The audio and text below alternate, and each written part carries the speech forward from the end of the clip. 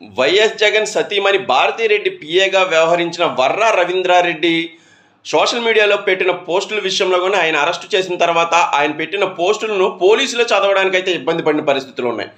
అంత దరిద్రమైన భాష, అంత జుగుప్సాకరమైన భాష, అంత అసభ్యకరమైన భాషను గతంలో ఎవరు ఉపయోగించలేదని, అందులోనూ జగన్ సొంత చెల్లి అలాగే సొంత బావ తల్లి విషయంలో కూడా వర్రా రవీంద్రారెడ్డి చేసిన వ్యాఖ్యలు కానీ సోషల్ మీడియాలో పెట్టిన పోస్టులు కానీ అత్యంత నీచంగా ఉన్నాయనైతే పోలీసులు చెబుతున్నారు. పోలీసులు వీటిని చదవడానికి కూడా భయపడే పరిస్థితి ఉందంటే వర్రా రవీంద్రారెడ్డి ఎంత రెచ్చిపోయాడో అర్థం చేసుకోవచ్చు. అసలు వర్రా రవీంద్రారెడ్డి నుంచే ఈ మొత్తం సోషల్ మీడియా కంటెంట్ వచ్చిందా, లేకపోతే పైనుంచి ఎవరైనా అతన్ని ప్రోత్సహించారా, లేకపోతే పైనుంచి ఏమైనా ఈ కంటెంట్ వచ్చిందా అన్న దాని మీద కూడా పోలీసులు దృష్టి సారిస్తున్నారు. ఇంత నీచమైన భాష మాట్లాడినా, ఇంట్లో వాళ్ళని తిట్టినా కూడా జగన్ ఏమాత్రం స్పందించకపోవడం అయితే ఇప్పుడు విశేషంగా చెప్పుకోవచ్చు.